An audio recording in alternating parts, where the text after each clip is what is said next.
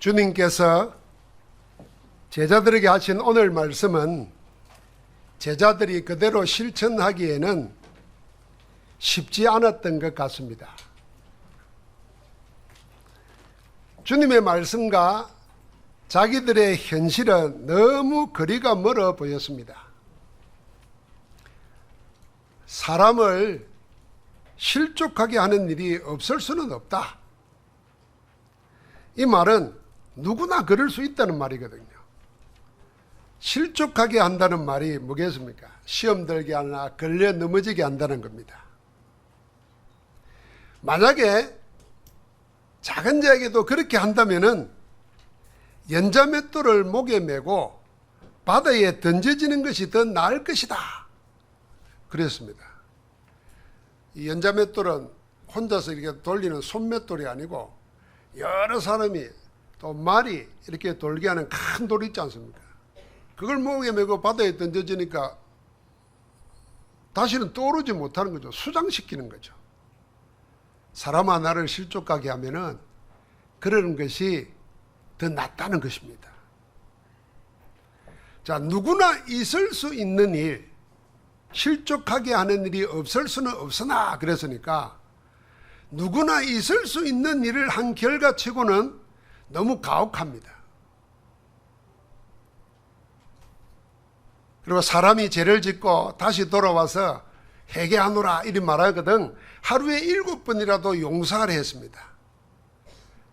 네 기분이나 사정과 관계없이 무조건 끝까지 용서하라는 말씀입니다. 이게 어디 쉽게 할 수 있는 말입니까? 말씀대로 행하기가 쉽지가 않습니다. 그러자 사도들이 주님께 이렇게 구합니다. 5절에 보니까 우리에게 믿음을 더하소서. 아마 앞에 하신 말씀대로 하기에는 믿음이 부족하다, 믿음이 없다 이렇게 생각한 모양 같아요. 그러니까 믿음을 더하소서 하고 요청했습니다. 많은 제자들 중에 사도들마저도 주님이 하라는 지금 이 말씀은 지키기 어려운 말씀이라 생각했습니다. 이 말씀대로 살기에는 자기 믿음이 부족하다 생각했습니다. 그래서 믿음을 더해달라고 한 것입니다. 그 요청에 주님은 진정한 믿음은 큰 믿음, 작은 믿음이 따로 있는 게 아니다. 겨자씨 하나만한 믿음이 있어도 된다. 그랬습니다. 그리고는 주인을 섬기는 종의 자세를 이야기하면서 도저히 할 수 없을 것 같은 일도 이 종의 믿음을 가지면 할 수 있다. 그렇게 말씀하십니다. 우리는 하나님의 말씀과 내가 부딪히는 현실의 갭이 너무 크고 멀어가지고 아이고 이 말씀 어떻게 지키고 어떻게 말씀대로 살겠나 한두 번 그런 생각을 하다 보면은 그다음부터 점점점 하나님의 말씀 듣고자 하는 마음이 사라집니다. 어차피 내가 지킬 수도 없는 말씀, 내하고는 안 맞는 말씀. 그 점점 마음속에 하나님의 말씀이 희미해져 버립니다. 그런 사이에 우리에게 뭐가 오겠습니까? 자꾸 사단이 가라지를 뿌리는 겁니다. 잡초밭이 되어버리는 거예요. 주님은 오늘 말씀을 통해서 그리스도의 제자도를 가지고 인생을 새롭게 편집하고 설계하고 디자인해서 살아있는 말씀의 능력이 성취되는 그 축복의 정인으로 살라고 우리에게 오늘 말씀을 주십니다. 우리가 편집, 설계, 디자인해야 될 예수 그리스도의 제자도 그리스도를 따르는 사람들이 지켜야 될 오늘의 메시지가 뭐겠습니까? 그 첫 번째 1절부터 4절까지는 이런 내용입니다. 자신에게는 엄격하고 남에게는 한없이 간대라 그 말입니다.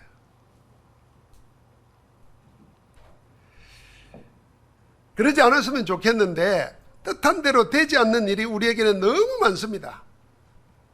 그 중에 하나가 다른 사람을 실족하게 하는 일입니다. 어떤 때는 내 자신의 의도와는 상관없이 말이나 행동으로 다른 사람을 시험 들게 하고 넘어지게 하는 일들이 많습니다. 이 지역별로도 그래요. 저 서울 쪽이나 충청도에 사는 사람들은 경상도 사람들이 늘 하는 말 듣고도 마음에 저 사람 왜 저래 하고 시험 드는 일이 많습니다. 우리끼리 있을 때는 잘 모르는데 제가 이 말을 하면은 소리가 좀 큰가 봐요. 그러니까 화내지 말고 얘기하라고 그래요. 화내는 게 아니요. 내가 늘 화낸다고 생각하는 거 봐요. 이거는 내 의도와는 상관없는 거잖아요. 잘 모르는 사람이 있으면은 저 양반이 왜 내한테 갑자기 소리를 지르고 그래 이렇게 말한단 말이에요. 우리는 거의 일상인데, 그러니까 변명한다고 원래 바닷가 살면 파도 소리 때문에 소리를 크게 내야 돼 이런 말 하잖아요. 근데 그런 일일 뿐이겠습니까? 내가 복음 안에서 얻은 자유를 나는 누리는데 믿음 약한 사람들이 그걸 보면은 시험 들 수 있는 일도 많습니다. 우리는 이렇게 없을 수 없는 일에서 자유로울 수 없는 인생입니다.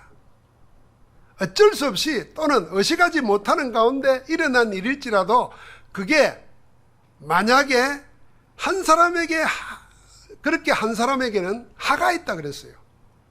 그런 데는 차라리 연자맷돌을 목에 메고 바다에 빠지는 것이 더 낫다, 죽는 게 더 낫다는 엄중한 말씀을 하셨습니다. 그리고 우리 감정으로는 도저히 감당할 수 없는까지 말했습니다. 누가 내게 죄를 짓고 회개하거든 하루에 7번이라도 와서 회개한다 그러면은 한없이 용서하라는 것입니다. 아니 똑같은 실수를 하고 똑같은 죄를 짓거나 와서 미안하다, 잘못했다, 또 오고 한 번, 두 번은 괜찮은데 하루에 7번 그런다고 하면은 이 사람 날 갖고 노나 하고 장난치나 기분 나쁠 거 아니겠습니까? 우리가 아무 감정이나 생각이 없는 기계라면 몰라도 감정 있는 사람인데 그게 가능한 얘기겠습니까? 참 힘든 말씀입니다. 왜 그런데 우리 주님은 제자들에게 곧 우리에게 이 말씀을 하겠습니까? 첫 번째는요, 내 자신과 다른 사람을 각기 다른 잣대를 가지고 재단하지 말라는 겁니다. 사람은 남에 대해서는 엄격하고 자신에 대해서는 한없이 너그럽습니다. 자신에게는 은혜의 복음을 무한적으로 적용해 가지고 무조건 용서합니다. 그러나 남에 대해서는 율법을 무자비하게 들이대면서 정죄하고 심판합니다. 주님 제자들에게 말합니다. 그러나 너희는 세상과 다르다. 그러니 세상과 반대로 하라는 겁니다. 자기에 대해서는 엄격하고 남에 대해서는 한없이 간대하라는 겁니다.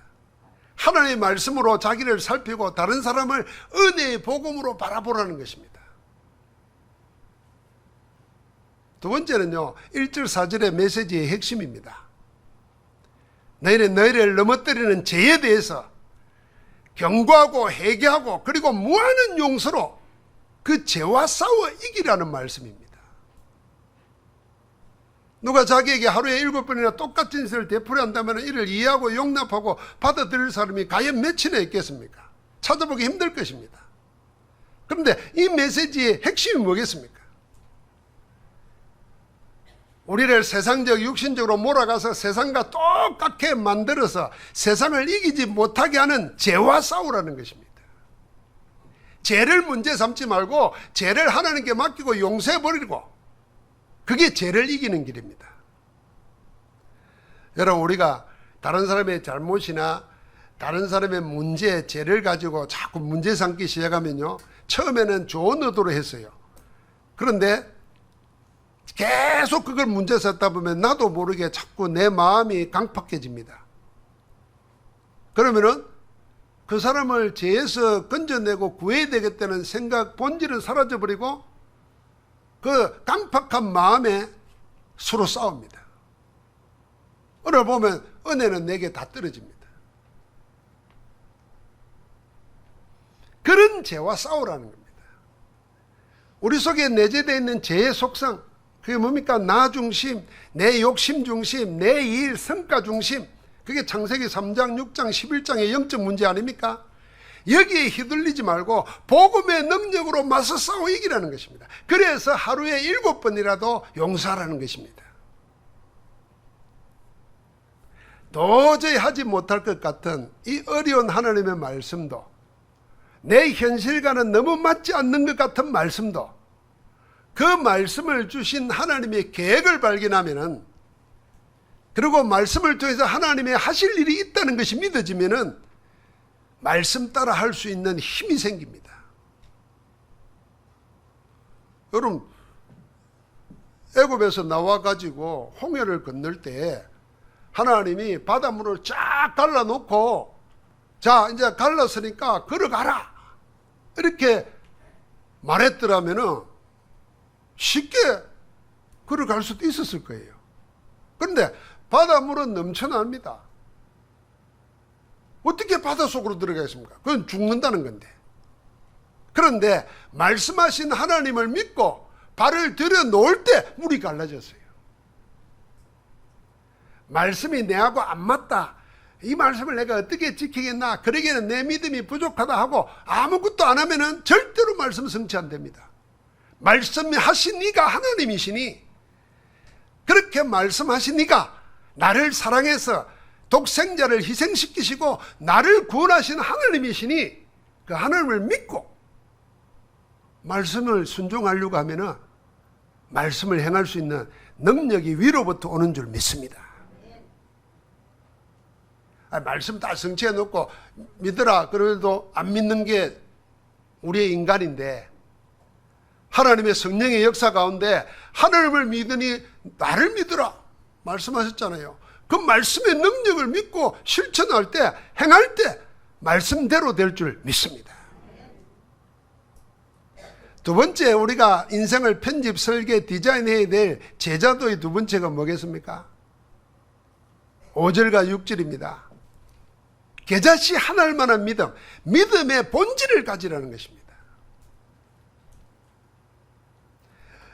오늘 1절 말씀 보면요, 이 메시지를 제자들 전체에게 했습니다. 그래서 제자들 중에는 12사도가 있고 70인 제자들이 있고, 또 그냥 기적을 보고 표적을 보고 자기 동기를 이루려고 따라다니는 제자들도 섞여 있습니다. 이들 모두에게 한 메시지예요. 그 중에 사도들이 도저히 이 말씀은 감당할 수 없다, 지키지 못할 것 같다, 그런 우울한 생각도 들고 한심한 생각도 들어가지고 사도들이 주님께 요청한 거예요. 우리에게 믿음을 더하여 주소서. 참 가력한 요청 아닙니까? 하나님의 말씀의 요구는, 수준은 이만한데 내 믿음은 그게 안 되니까 믿음 좀 더해달라고 하니까 얼마나 가력한 요청입니까? 여러분, 우리가 말씀과 현실, 말씀과 내 수준의 차이가 너무 크니 아예 지키려고도 해보려고도 생각지도 않는 사람이 태반인데, 믿음을 다하여서라도 내가 그리 하겠다고 하는 요청이니까 얼마나 아름다운 마음입니까? 그런데 주님은 그 요청에 더 근본적인 말씀을 하십니다. 그게 6절입니다. 너희가 겨자씨 한 알만한 믿음이 있더라면 이 뽕나무들어 뿌리가 뽑혀 바다에 신기하려 하였을 것이고 그것이 너희에게 순종하였으리라. 제자들에게 겨자씨 한 알만한 믿음이 있었더라면 그랬습니다. 그러니까 정작 제자들에게는 겨자씨 한 알만한 믿음도 없었다는 말입니다. 이 말이 무슨 말입니까? 믿음이 크고 작은 게 아니라 믿음 자체가 없다는 것입니다. 주님은 지금 믿음을 더할 게 아니라 가장 근본적인 믿음 그걸 가지라는 것입니다. 여러분, 더할 필요가 없는 믿음, 그 자체만 있어도 불가능한 일이 없는 그 믿음. 뽕나무들어 뿌리가 뽑혀서 바다에 뭐라 그랬습니까? 신기어라 그랬습니다. 뽕나무들은 명령해서 뿌리가 뽑히는 것도 불가능한 일인데 뿌리가 뽑혀서 바다에 신기어라 그랬어요. 이 땅에 뿌리 박아야 살 수 있는 나무를 바다 물속에 뿌리 박고 살려고 해도 그렇게 된다는 것입니다. 뭐만 있으면요, 겨자씨에 한 알만한 믿음만 있으면. 그러니까 믿음 그 자체가 능력이라는 겁니다. 주님이 말씀하시는 겨자씨 한 알만한 믿음, 그 믿음 자체가 뭡니까? 그 우리의 믿음의 기반은 성삼위 하나님과 하나님의 말씀입니다. 여러분과 내 속에서, 여러분과 내 지식 속에서 믿음이 나오지 않습니다. 물론 우리가 살아가면서 믿음이 전제되어 있습니다. 차를 타고 왜 옵니까? 차를 운전사가 나를 안전하게 보호해 줄 것이라는 믿음이 있기 때문에 오는 거예요. 여러분은 집에서 해주는 밥을 어떻게 먹습니까? 사랑하는 아내가 날 위해서 해준 걸 믿기 때문에 믿는 거예요. 어젯밤에 싸웠어. 근데 아침에 밥을 내왔어. 그 독을 넣었는지 어떻게 알아요? 화가 안 풀려가지고. 그래도 그러지 않을 거라는 믿음이 있으니까 하는 거예요. 그런 믿음 말고 진짜 여러분과 내가 하나님의 뜻을 이루고 하나님이 우리를 구원하고 하나님이 함께 하시는 증거를 있는 믿음은 어디에서 나오냐? 세상에도 없고 나에게도 없습니다. 어디에서 오냐? 하나님과 하나님의 말씀 속에서 일어나는 줄 믿습니다. 그 믿음을 말합니다. 그 말씀, 그 복음 안에서 나오는 믿음. 그 믿음의 내용이 뭡니까? 그게 138입니다. 그리스도와 하나님 나라와 오직 성령 충만. 여러분, 내가 예수를 그리스도 안에서 모든 문제가 끝났다. 저주와 재앙은 무너지고 운명에서 해방되고 하나님 만나는 길이 열린 그 그리스도가 나의 주, 나의 하나님으로 영접된 그 사람은 다 된 것입니다. 사망에서 생명으로 옮겨버리고 지금 하나님이 함께 하시면서 영원한 하나님 나라로 우리를 지금 인도해 가고 계십니다. 그 안에 일어나는 모든 일은 하나님이 책임지십니다. 그 그리스도 안에 있는 자에게는 하나님 나라가 여기 있다 저기 있다가 아니고 우리 가운데 이미 임한 줄 믿습니다. 그러니까 이제는 어떻게 살아야 됩니까? 이 험한 세상을, 이 나날이 힘없어져가는 나는 무엇으로 살아야 됩니까? 아무것도 염려하지 말라. 오직 성령이 너에게 임하시면 그 능을 받고 땅 끝까지 정인되리라. 그 능으로 살아라는 겁니다. 하나님이 위로부터 주시는 그 능, 성령 안에서 살아라는 겁니다. 그게 우리의 믿음의 내용입니다. 그래서 우리는 쉽게 하려고 사도행전 1장 1절 그리스도, 1장 3절 하나님 나라, 1장 8절 오직 성령 충만. 그래서 138이라 그럽니다. 이 138의 믿음을 가지면은 그 믿음의 성격이 뭘로 나타나겠어요? 그게 오직 유일성 재창조입니다. 이 성경적인 복음적인 믿음의 내용을 138을 가지고 있으면 오직 하게 되어 있습니다. 그게 그리스도입니다. 다른 걸 바라보지 않는다고 말입니다. 그러니까 어떤 일이 생깁니까? 하나님 나라가 임하는 거예요. 아무도 흉내낼 수가 없어요. 세상에서는 찾을 수가 없어요. 그게 유일성입니다. 유일한 존재예요. 그러니까 어떤 일이 생깁니까? 성령 안에서 새로운 피조물 됩니다. 재창조의 역사가 일어납니다. 여러분 믿어져야 됩니다. 누구든지 오늘도 우리가 그리스도 안에서 하나님 나라를 누리면 우리 인생은 날마다 그리스도 안에서 새롭게 되는 줄 믿습니다. 그건 늙는 게 아니에요. 우리는 새로운 피조물로 사는 거예요. 이 믿음의 성격을 가지고 있으면 그 믿음으로 사는 사람에게는 삶의 특징이 나타납니다. 그게요, 인격이 되고 운명이 됩니다. 그게 뭐겠어요? 일심전심 지속하게 됩니다. 다른 거 여러 가지 눈 돌리고 많은 거 찾지 않습니다. 그 한 가지에 전심전력하는데 어떤 일이 생깁니까? 계속 되어집니다. 하다가 말고 그런 게 아니에요. 계속 열매가 일어나는 겁니다. 그게 일심전심 지속입니다. 주님은 제자들에게, 사도들에게 믿음을 더해달라고 할 게 아니라 믿음 자체를 확인해라는 겁니다. 지금 너에게 있는 믿음이 이게 작은 믿음인 줄 아냐? 너희는 믿음 없다고 생각하냐? 이게 계사시, 시 중에 제일 작은 시, 그 믿음만 있어도 불가능한 일이 되어진다는 겁니다. 믿음 안에서 하나님이 함께하는 증거를 확정하고 누리시기를 주의 이름으로 축복합니다. 그러면서 7절부터 10절까지 종에게서 배우는 그리스도의 제자도를 본격적으로 말씀하십니다. 오늘 주님이 말씀하시는 이 성경의 이 종은 노예입니다, 사실. 그러니까 지금 우리가 살고 있는 21세기 현대사회에서는 성경이 말하는 종의 개념이 없습니다. 지금은 노동법, 인권의식 이런 걸 통해서 소유주나 종업원이 각자 자기 권리를 가지고 대등하게 협력해서 일하고 거기에 합당한 대우를 요구하고 그렇게 살지 않습니까? 그러니까 종이라는 개념이 지금으로 생각하면 이해될 게 없어요. 그러나 이 성경에 써진 고대 세계로 생각하면요, 그건 다른 겁니다. 다른 차원입니다.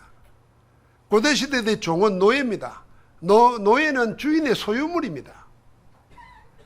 그 종을 통해서 주님은 그리스도의 제자도를 말씀하십니다. 자, 이 종이 하루 종일 밭에서 일을 하고 왔어요. 그게 주인은 집안에 있잖아요. 와가지고 있으니까 아이고 수고했다 와서 밥 먹어라. 이리 말 안 한다는 거예요. 종은 뭐합니까? 먼저 하루 종일 고생해서 일하면서 왔더라도 주인의 식사를 준비하고 식사 대접하고 그 다음에 주인이 먹으라 하면 먹는다는 거예요. 그러나 그렇게 했다고 해서 아이고 종아 고맙다 이렇게 말하는 주인이 없다는 거예요. 그러니까 당연히 해야 될 일을 하면서 나는 무익한 종이라 마땅히 해야 될 걸 한 것뿐입니다. 이게 종이라는 겁니다. 이 이야기에서 종에 대해서 세 가지를 말합니다. 첫째는 종은 자기가 없습니다. 나라는 것이 없습니다. 종에게는 자기 재산, 자기 권리도 없습니다. 심지어는 종에게는요, 자기 인격도 없습니다.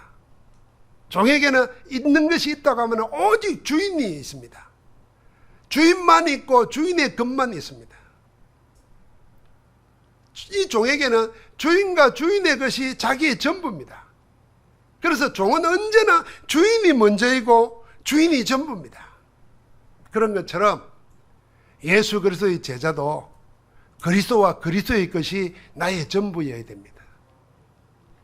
그리스도를 자기 전부로 삼은 자가 진짜 그리스도의 제자라는 그 말입니다. 여러분, 예수 그리스도의 것이 나의 것 삼으니까 그게 손해겠습니까? 나쁜 것이겠습니까? 그런데 우리는 그리스도를 영접하고 그리스도의 제자의 길을 가면서도 그리스도가 전부가 안 되어버리니까, 그래서 놔두고 자꾸 다른 걸 찾으니까 일이 안 되는 거예요.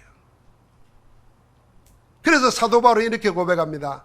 빌립보서 1장 18절에 그러면 무엇이나 거칠애로 하나 참으로 하나 무슨 방도를 하든지 전파되는 것은 그리스도니 이로써 나는 기뻐하고 기뻐하리라. 사도 바울이 감옥에 갇혀 있으니까요, 밖에서 두 가지 상반된 일들이 일어납니다. 하나는 그동안 바울 때문에 눌려있던 사람들이 잘됐다, 바울이 갇혔으니까 이 기회를 틈타가지고 이제 우리가 하자, 이런 사람들이 나오면서 막 열심히 전도하는 사람 나와요.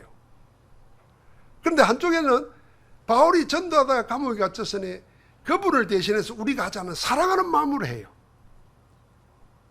이 이야기를 들었어요. 그때 바울이 한 고백이 빌립보서 1장 18절입니다. 이리 하든 저리 하든 뭘 하든 나를 미워해서 하든 나를 사랑해서 하든 그게 뭔 문제냐, 전파되는 것은 그리스도니 나는 기쁘고 즐겁다.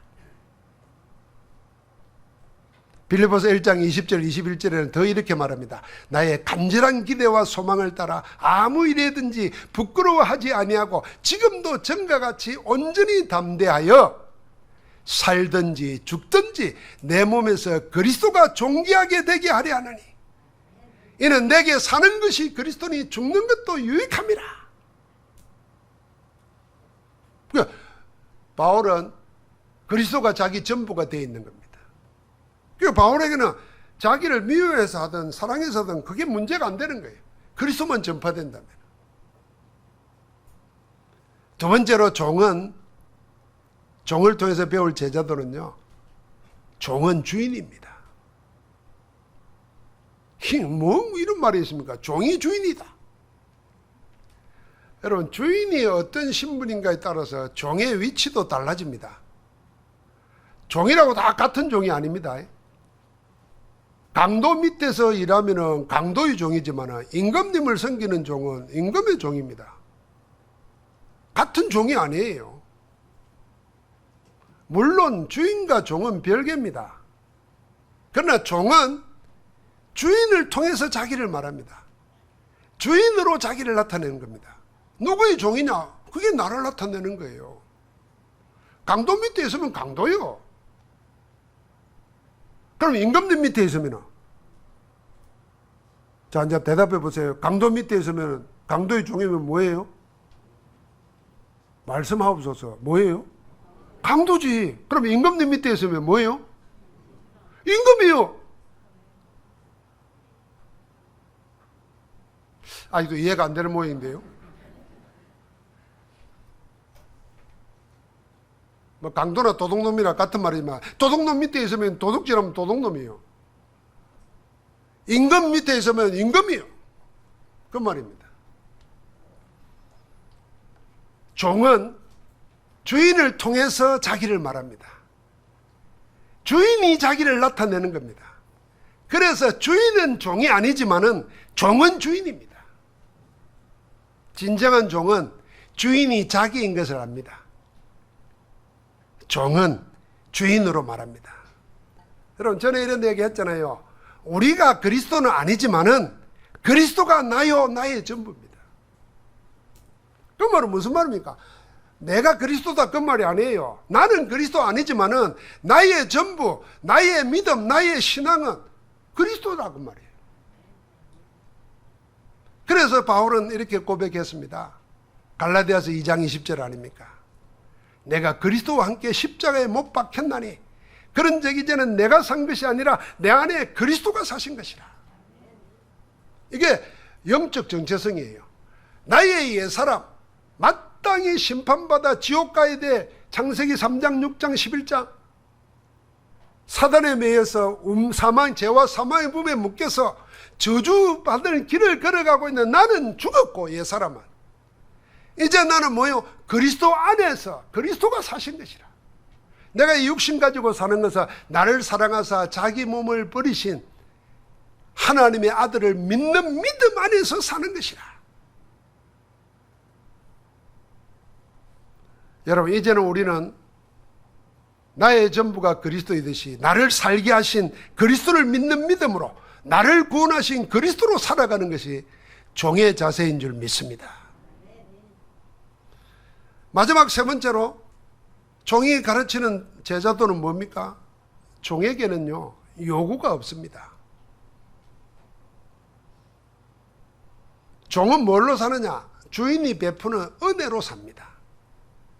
종에게는 요구가 없어요. 은혜만 있습니다. 하루 종일 밭에서 일을 하고 돌아온 종이 하는 일을 보십시오. 내가 이제 하루 종일 수고해서는 좀 쉬어야겠다. 내 배부터 좀 채워야겠다. 내가 이제 할 일 다 했으니까 대접 좀 받아야 되겠다. 이런 자기 요구가 없습니다. 우리하고 다르죠. 우리는 뭐 교회 좀 일을 하든지 헌금을 좀 하든지 뭐 기도를 좀 했으면 당연히 하나님께 내가 이랬는데 안 줄 겁니까? 자꾸 이런 식이잖아요. 말은 안 하지만 이제 하도 메시지 들어가지고 그런 표시는 안 내지만 속으로는 하나님 그래도 좀 줘야지요. 이런 마음으로 살잖아요. 근데 종은 그런 게 없어요. 그래서 마지막 말한 겁니다. 10절에 이와 같이 너희도 명령받은 것을 다 행한 후에 이르기를 우리는 무익한 종이라 우리가 하여야 할 일을 마땅히 한 것뿐이라 할지니라. 종은 요구할 수도 없고 요구하지도 않았습니다. 그럼 종은 무엇으로 살아야 됩니까? 종은 주인이 것으로 사는 겁니다. 주인이 베풀어 주시는 은혜로 사는 것입니다. 그런데 놀라운 것은 이 주인의 은혜가 한이 없고 끝이 없습니다.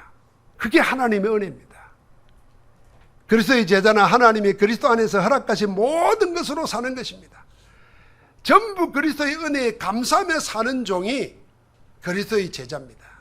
그래서 사도 바울은 너무나 자주 이 은혜를 고백하고 증거하고 노래했습니다. 그 대표적인 게 고린도전서 15장 10절입니다. 그러나 내가 나된 것은, 내가 오늘날 내가 이렇게 된 것은 하나님의 은혜로 된 것이니. 세상 사람들은 그렇게 말하잖아요. 내가 수고했고 내가 열심히 했고 누가 도와줬고 부모가 어떻게 했고 이런 말하는데, 바울은 뭐라고 합니까? 내가 나된 것은 하나님의 은혜로 된 것이니 내게 주신 그의 은혜가 헛되지 아니하여 하나님은 은혜를 줘가지고 모든 사도들보다 더 많이 수고했다 그랬어요. 그런데도 이게 내가 한 게 아니고 오직 나와 함께 하신 하나님의 은혜로라. 바울은 그리스도 만난 후에 시작부터 마지막까지가 뭐냐면 하나님의 은혜로 산 것입니다. 여러분 진짜 우리가 복음 깨닫고 누리게 되면요, 하나님의 은혜 말고는 얘기할 게 없습니다. 여러분도 그러실 줄 믿습니다. 다 하나님의 은혜로구나. 그런데 놀라운 것은 그 은혜가 우리의 요구보다도 우리의 기대보다도 항상 먼저 있습니다. 그래서 사도 바울은 이걸 알았기 때문에 담대히 고백했습니다. 그게 빌립보서 4장 19절이에요. 나의 하나님이 그리스도 예수 안에서 영광 가운데 그 풍성한 대로 너희 모든 쓸 것을 채우시리라. 은혜는요, 요청받고 들어주는 게 은혜가 아닙니다. 요청하기도 전에, 요구하기도 전에 하나님이 먼저 하시고 베푸는 것입니다. 그렇게 우리는 구원을 받았어요. 우리가 구원해달라, 살려달라 하기 전에 그리스도를 통해서 다 이루어놨어요. 여러분과 내가 있어야 될 것 이전에 먼저 하시고 허락해 놓는 겁니다. 그래서 우리는 아무것도 염려할 필요 없어요. 인본주의 쓸 필요 없어요. 사람 의지할 필요 없어요. 하나님의 은혜 안에 있으면 되는 줄 믿습니다. 여러분, 이 그리스도의 제자도로 우리 인생을 새롭게 편집, 설계, 디자인하는 겁니다. 세상은 그렇게 생각하지 않지만은 언약의 사람들은 세상과 달리 생각합니다. 세상에는 그런 것이 없지만은 하나님께는 얼마든지 있습니다. 무엇에나 통하고 어디에나 통하는 그런 것이 세상에는 없습니다. 그러나 하나님께는 있습니다. 그게 뭐죠? 그게 그리스도의 복음입니다. 천지는 없어져도 하나님의 말씀은 없어지지 않고 반드시 이루어집니다. 그래서 우리가 세상에서 날 가지고 없어질 것에 인생의 기반을 두면은 그것과 함께 내 인생도 무너지고 사라집니다. 그러나 우리는 없어지지 아니하고 반드시 성취된 언약의 말씀으로 내 인생을 편집하는 겁니다. 여러분 메시지 듣지 않습니까? 늘 이야기하지만 하루에 한 번씩만 들어보세요. 일주일에 오늘 받은 말씀을 한 번씩만 들어봐요.